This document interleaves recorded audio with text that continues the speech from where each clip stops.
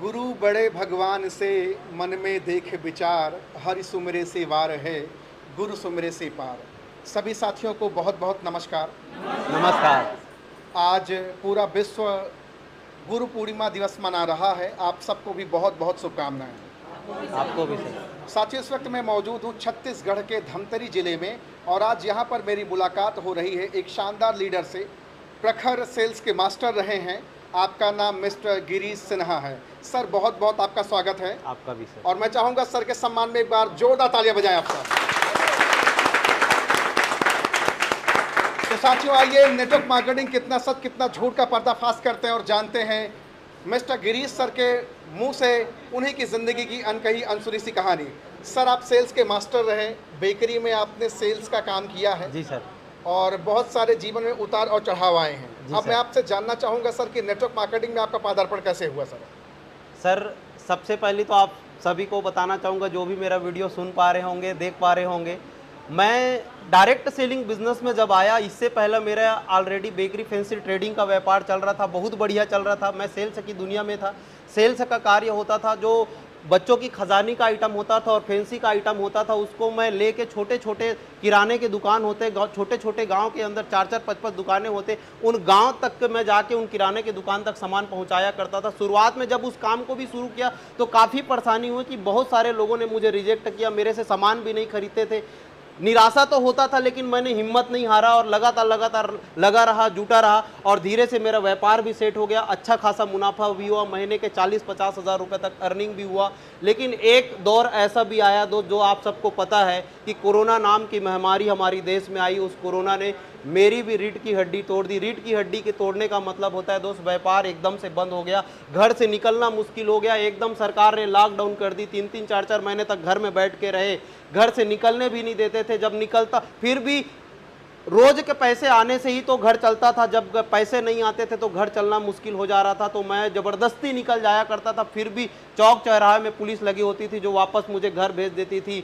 और फिर उस टाइम मैं बोला, यार पैसे के लिए कुछ तो कुछ करना पड़ेगा। सारे लोगों का काम काज बंद हो गया, वैसे ही मेरा भी काम काज बंद हो गया, लेकिन पैसे के लिए कुछ ना कुछ तो करना पड़ेगा। जब उस रास्ते के लिए खोज में निकला तो उस टाइम पूरा जो समय होता था मोबाइल में बीतता था और लगभग लॉकडाउन में सभी लोगों का समय मोबाइल में बीतता था। और उसी टाइम कोरोना महामारी, लोग बोलते थे चाइना से आया करके। चाइना के एक ऐप टाइम पास वाली होती थी टिकटॉक, उसको भी सरकार ने बैन कर दी, वो भी देखना बंद कर दिए। लेकिन फेसबुक जो चल रहा था, फेसबुक में समय बीता और फेसबुक में जब समय बीता तो मैंने वहां देखा कि लॉकडाउन के समय भी जिन लोगों ने पहले से डायरेक्ट सेलिंग इंडस्ट्रीज में पैर जमा के बैठे थे, पहले से डायरेक्ट सेलिंग कर रही थी और उस डायरेक्ट सेलिंग में लोग महीने के लाखों करोड़ों रुपया कमा रहे थे, जिनके मैसेज मुझे बार बार देखने का मौका मिल रहा था, या सौभाग्य बोलूं कि क्या बोलूं, लेकिन वो बार बार मुझे मैसेज झिंझोड़ के रख देता था कि लॉकडाउन में भी लोग डायरेक्ट सेलिंग से पैसे कमा रहे हैं और हम घर बैठे ये सोच रहे हैं कि डायरेक्ट सेलिंग ऐसा है, वैसा है, बुरा है, बहुत कुछ बातें बोल रहे थे। और एक समय ये भी था कि मैं जब डायरेक्ट सेलिंग में थोड़ा सा समय अपना दिया हुआ था, उस टाइम लोग, जब मैं डायरेक्ट सेलिंग में लॉकडाउन से पहले बेकरी फैंसी के कार्य से पहले भी थोड़ा सा समय मैंने जब डायरेक्ट सेलिंग में दिया, तो डायरेक्ट सेलिंग की जब शुरुआत उस टाइम की थी तो डायरेक्ट सेलिंग को उस टाइम लोग बोलते थे कि ये काम नहीं चलेगा, दुनिया का सारा काम चलता रहेगा लेकिन डायरेक्ट सेलिंग बंद हो जाएगी। लेकिन कोरोना महामारी के टाइम में ये डायरेक्ट सेलिंग ने प्रूव कर दिया कि दुनिया की सारी इंडस्ट्रीज बंद हो गई और उस टाइम डायरेक्ट सेलिंग चलता रहा। और उस टाइम मेरी भी जो आंख में पट्टी बंद चुकी थी, मेरी भी आंख में जो पट्टी बंद गई थी, मैं भी ये सोच के बैठा था कि डायरेक्ट सेलिंग में दोबारा कभी वापस कदम नहीं रखूंगा, डायरेक्ट सेलिंग में कभी वापस नहीं आऊंगा, डायरेक्ट सेलिंग तो करूंगा ही नहीं। दुनिया से मैं कसम खा गया था कि डायरेक्ट सेलिंग में मैं कान पकड़ लिया था कि कभी वापस नहीं आऊंगा, लेकिन मेरी कसम उस दिन फिर से टूट गई और मुझे फिर से आने का मौका मिला, फिर से समझने का मौका मिला। और ये कोरोना नाम की महामारी जो है फिर से डायरेक्ट सेलिंग करने के लिए मुझे मजबूर कर दिया और मैंने फिर से डायरेक्ट सेलिंग को जानने समझना शुरू किया और डायरेक्ट सेलिंग में फिर से मैंने वापस कदम रखा। और मुझे ऑलरेडी पहले से सेल्स का नॉलेज था, लोगों के पास कैसे प्रोडक्ट को सेल किया जाता है उसका नॉलेज था और ऐसे भी कोई ज़्यादा अंतर नहीं था डायरेक्ट सेलिंग के व्यापार में और मेरे बाहर की सेल्स के व्यापार में। मैं ऑलरेडी ट्रेडिशनल के व्यापार में था, जिस ट्रेडिशनल के व्यापार में मैं मेरा भी पोस्ट सेल्स का हुआ करता था और मैं लोगों तक सामान पहुंचाया करता था। मुझे भी कमीशन तो प्राप्त होते थे, लेकिन मेरे जो सामान बेचता था वो मेरे घर का सामान बना नहीं था, वो भी किसी फैक्ट्री से बन के आता था और कोई उसको विज्ञापन करता था और कोई उसको विज्ञापन करके कोई बड़ा होलसेलर उसको स्टॉक करता था और वो बड़ा होलसेलर किसी एजेंट के माध्यम से, किसी रिटेलर से, किसी सेल्समैन के पास पहुंचाता था और मैं सेल्समैन किसी शॉपकीपर के पास पहुंचाता था और वही सामान फिर कस्टमर तक पहुंचता था। जो सामान फैक्ट्री से 30 रुपये बन के निकलती थी वो 100 रुपये तक लोगों तक, ग्राहक तक पहुंचता था। उसमें भी कुछ कमीशन मुझे भी मिलते थे क्योंकि मैं भी सेल्स के उस टाइम पद में था। सेल्स का कार्य रोक के आपसे जानना चाहूंगा कि आप तो सेल्स के मास्टर रहे जी। नेटवर्क मार्केटिंग के अंदर 95% लोग क्लोजिंग कर लेते हैं, प्रोडक्ट प्लान सब कुछ अच्छा कर लेते हैं, लेकिन वो सेल्स क्लोज नहीं कर पाते। तो कैसे हम अपनी एजुकेशन को स्ट्रॉन्ग करें या कौन कौन सी बात का ध्यान रखें जिससे हम पैसा निकाल पाएँ? क्योंकि हम सब कुछ तो, वो सामने वाला सहमत भी है कि आपका प्रोडक्ट अच्छा, प्लान सब कुछ अच्छा है, लेकिन वो व्यक्ति बोलता है मेरे पास पैसा नहीं है या फिर मेरी ये स्थिति है। तो पैसा कैसे निकालें? क्योंकि आप सेल्स के मास्टरी हासिल आपने करा है, तो कैसे हम पैसा लोगों से निकालें? पूरी मेहनत हमने कर दी, पूरी जान लगा दी, पैसा निकालने के समय हम कमज़ोर हो जाते, तो ऐसे मजबूती कैसे पाएँ सर? तो आपने सर बहुत अच्छा सवाल किया और यही मैसेज मैं लोगों तक देना चाहूँगा कि सभी सेल्स के मास्टर बने। सेल्स बहुत आसान है, बस इसको हमको समझना पड़ेगा। जैसे कि मैं बता रहा था कि डायरेक्ट सेलिंग जो बिज़नेस है वो भी सेल्स का ही बिज़नेस है, क्योंकि हमारे बिजनेस में प्रोडक्ट पार्ट भी होता है और प्लान इनकम पार्ट भी होता है और दोनों पार्ट हमको लोगों तक पहुंचाना होता है। क्योंकि डायरेक्ट सेलिंग बिजनेस भी, बस ट्रेडिशनल मार्केट से थोड़ा अंतर ये होता है कि ट्रेडिशनल मार्केट में बहुत सारे व्यापारी बिचौलिए होते हैं जिनको हटा के सीधा फैक्ट्री का सामान जो है डायरेक्ट सेलिंग ऑफिस तक, डायरेक्ट सेलिंग के जो मेन हेड ऑफिस होता है, जो कंपनी होती है उनके तक पहुंचते हैं और उनसे सामान डायरेक्ट ग्राहक तक पहुंचता है। बीच के बिचौलिए को हटा दिया जाता है और उनका कमीशन जो 70% कमीशन डायरेक्ट सेलर को प्राप्त होता है। और डायरेक्ट सेलर एक डिस्ट्रीब्यूटर के पद में होता है, एक सलाहकार के पद में होता है, एक एडवाइजर के पद में होता है। और वो जब मार्केट में निकलता है तो सबसे पहले उनको सामना करना पड़ता है कि उनका सामान कोई ले कैसे, उनका सामान कोई खरीदे कैसे, उनका सामान कोई परचेस करे कैसे। तो उनसे मैं एक ही चीज कहना चाहूंगा, सबसे पहले वो सामान पे विश्वास खुद को दिखाना पड़ता है, पहले उस सामान का यूजर खुद को बनना पड़ता है। क्योंकि जब मैं इस डायरेक्ट सेलिंग इंडस्ट्री में कदम रखा तो मैंने सबसे पहले उस प्रोडक्ट का विश्वास मैंने अपने अंदर जताना पहले जरूरी समझा, मैंने प्रोडक्ट का यूजर बनना पहले जरूरी समझा और मैंने हमारी संस्था का जो प्रोडक्ट है पहले खुद उसको यूज किया। और उससे जब एक अच्छा रिजल्ट मुझे जब महसूस हुआ तब मैंने कहा कि नहीं यार, अब ये सामान को लोगों तक भी पहुंचाना चाहिए। लोगों तक पहुंचाने से मुझे सबसे बड़ी जो खुशी मिलेगी वो है दुआ, क्योंकि मैं फूड सप्लीमेंट्री हेल्थ के प्रोडक्ट में और साथ ही साथ एग्रीकल्चर के जैविक के प्रोडक्ट पे हम काम कर रहे हैं, मैं कार्य कर रहा हूं। तो मुझे लगा यार क्यों ना ये लोगों तक, खेती पे काम कर रहे हैं, सबसे ज्यादा फोकस आपका खेती पे है। जी जी, अभी सबसे भारत ज्यादा की जिस तरह से मिट्टी आज अपनी शक्ति खोती जा रही है, ऐसे में उर्वरक शक्ति और उसको उर्वरक बनाना बहुत जरूरी है। जी तो जी। क्या मैं आपके पीछे भी कुछ लोगों से सहमति जानना चाहूँ, क्या वास्तव में एग्री के प्रोडक्ट काम कर रहे हैं? क्योंकि मैं समझता हूँ हम सब किसान परिवार से ही हैं और सभी के पास खेत और खलियान हैं। तो सर अभी आपके पास कितने लोगों का परिवार लगभग है? अभी सर मेरी अगर मैं टीम की बात करूं तो लगभग 5000 प्लस की टीम है, लेकिन अगर मैं एक्टिव की बात करूं तो लगभग आज 1000 से ज़्यादा लोग एक्टिव हैं। और आज कंधे से कंधे मिला के चलने वाले की संख्या की बात करूं तो लगभग 200 से ज़्यादा लोग हैं जो आज कंधे से कंधे मिला के चल रहे हैं सर। सर छोटे से गाँव से आते हैं। जी सर।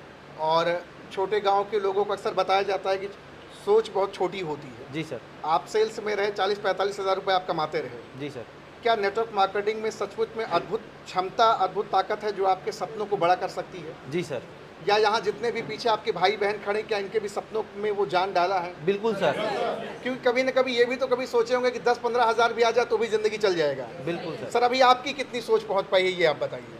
मैं अगर अपनी इनकम को बढ़ाने की सोच की अगर बात करूं तो मैंने तो सोचा यहाँ से कम मेरे को संतुष्टि तब मिलेगा जब मेरे महीने का पे आउट कम से कम 20 लाख रुपए तक होगा। और अभी मैं जिस इंडस्ट्रीज में हूँ, जिस कंपनी के अंदर हूँ, अभी अगर मेरी पे आउट की बात करूँ तो 70-80 हज़ार एवरेज इनकम हो जाता है। लेकिन इसी इनकम को 1 लाख क्रॉस करने की अभी तैयारी है और ये बहुत जल्द 1 लाख क्रॉस भी हो जाएगा। कोई महीना 1 लाख पहुंच भी जाता है, लेकिन रेगुलर नहीं है, इसलिए 1 लाख इनकम नहीं बोलूंगा। फ्लक्चुएट होता ही रहता है। जी जी जी जी, इसलिए रेगुलर है करके तो नहीं बोलूंगा, लेकिन मैं बहुत जल्द इसको रेगुलर में पहुंचाने वाला हूं। और मेरी जो सोच अभी इस इंडस्ट्री से बन पाई है और मैं तभी संतुष्टि हो पाऊंगा जब मुझे महीने के 20 लाख रुपए तक पे आउट आएगा सर। सर आज पूरा भारत आज आपको देख और सुन रहा है। जी सर।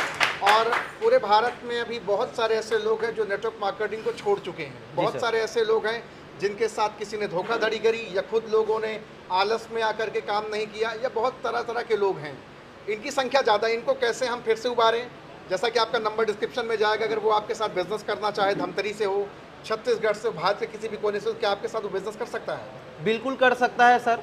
और मैंने तो इस इंडस्ट्रीज में आके एक ही चीज़ समझा है कि कोई व्यक्ति अगर इस इंडस्ट्रीज में सफल होना चाहता है तो सफल होने के लिए सबसे पहले उनको सेल्स में मास्टरी हासिल तो करनी ही पड़ेगी। साथ ही साथ टीम को कैसे बचा के रखे उसमें भी मास्टरी हासिल करनी पड़ेगी, जिसके लिए हमारी संस्था के तरफ से, हमारी कंपनी के तरफ से समय समय पे लीडरशिप डेवलपमेंट का प्रोग्राम होते ही रहता है, जिसके माध्यम से हम टीम को कैसे एकजुट करके रख सकते हैं, कैसे टीम को बांध के रख सकते हैं। प्लस साथ ही साथ सेल्स के बारे में भी ट्रेनिंग होते रहती है, कैसे हम प्रोडक्ट को सेल करें जिसके बारे में ट्रेनिंग होती है। और हमारा जो प्रोडक्ट है सर, मैं तो एक ही चीज़ कहूँगा, प्रोडक्ट सेल करना बहुत आसान है, बहुत आसान है। बस इस संस्था में आके पहले उस प्रोडक्ट पे खुद को विश्वास जताना पड़ेगा, पहले खुद यूज़र बनना पड़ेगा, और अगर हम यूज़र बन गए तो हमारे लिए वो प्रोडक्ट बेचना बहुत बहुत बहुत आसान है सर। एक आखिरी सवाल आपसे करना चाहेंगे सर, डिजिटल वॉर चल रहा है, सोशल मीडिया का ज़माना है जी। अभी भी मैं पूरे हिंदुस्तान में टहलता हूँ, बहुत सारे नेटवर्कर सोशल मीडिया पे दूसरों की तो वीडियो देखते हैं जी सर, लेकिन उनको